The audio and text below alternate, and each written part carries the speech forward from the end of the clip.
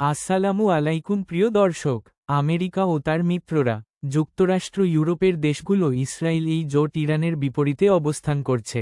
America বলছে আন্তর্জাতিক সমুদ্রপথ সবার জন্য উন্মুক্ত থাকতে হবে, নিরাপত্তা হুমকি হলে ব্যবস্থা নেওয়া হবে। এই কারণে উত্তেজনা দিন দিন বাড়ছে। এই রকম উত্তেজনার মাঝে একটি বড় প্রশ্ন সবার মনে, ইরান কি একা, নাকি তার পাশে আছে শক্তিশালী মিত্ররা আছে? আজকের ভিডিওতে আমরা তা জানার চেষ্টা করব। ইরানের পেছনে আসলে কোন কোন দেশ আছে এবং এই জোট বিশ্ব রাজনীতিকে কোথায় নিয়ে যেতে পারে। আপনি হয়তো ভাবছেন ইরান একা যুদ্ধ করছে, কিন্তু বাস্তবতা হলো এই যুদ্ধ শুধু একটি দেশের না, এটা বিশ্ব শক্তির একটি বড় খেলা। ইরান বছরের পর বছর নিষেধাজ্ঞার কবলে পড়ে অনেক অভিজ্ঞতার আলোকে নীতিগত সত্য আর পারস্পরিক সহযোগিতার প্রতিশ্রুতিবদ্ধ বন্ধুত্বপূর্ণ সম্পর্কের বীজ বুনেছিলেন।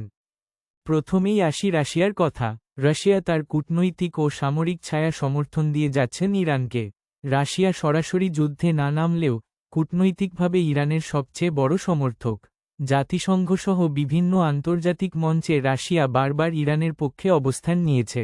বিশ্লেষকরা বলছেন অস্ত্র, প্রযুক্তি, গোয়েন্দা তথ্য, সামরিক সহযোগিতা, এই সব ক্ষেত্রেই রাশিয়া ইরানকে সহায়তা করতে পারে।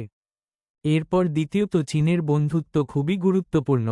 চীন সরাসরি যুদ্ধ না করলেও কিন্তু অর্থনৈতিকভাবে অনেক শক্তিশালী ভূমিকা অব্যাহত রেখেছেন। তেল কেনা, ডলারের বদলে ইউয়ান ব্যবহার, নিষেধাজ্ঞা এড়াতে সাহায্য করে যাচ্ছেন। এই সব কারণে ইরান দীর্ঘদিন ধরে টিকে থাকতে পারবে। বিশ্লেষকরা বলছেন চীন যদি পুরোপুরি ইরানের পাশে দাঁড়ায় তাহলে বিশ্ব অর্থনীতিতে বড় পরিবর্তন আসতে পারে। ডলারের রাজত্ব হুমকির মুখে পড়বে। তৃতীয়ত মধ্যপ্রাচ্যের কিছু গ্রুপও ইরানকে সমর্থন দিচ্ছে।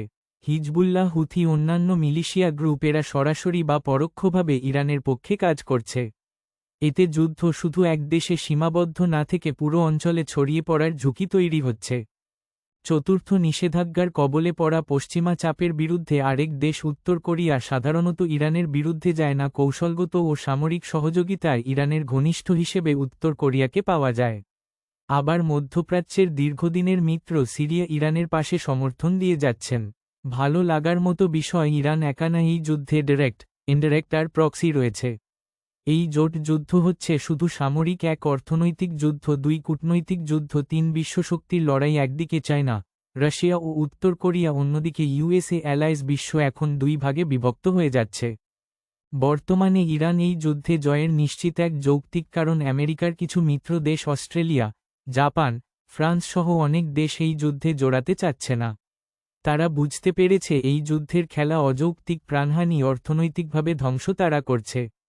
এই পরিস্থিতিতে ইরানের শক্তিশালী মিত্রগুলো, যারা গোপনে এতদিন ইরানকে সহযোগিতা করে আসছে, তারাই যুদ্ধ পরিস্থিতি যতদিন লম্বা হচ্ছে ততই তারা ধীরে ধীরে তাদের সহযোগিতার হাত প্রকাশ্যে নিয়ে আসছেন। এই পরিস্থিতিতে যুদ্ধ কতদিন চলবে বা কার জয়ের সম্ভাবনা বেশি, দর্শক মন্তব্য দিতে ভুলবেন না।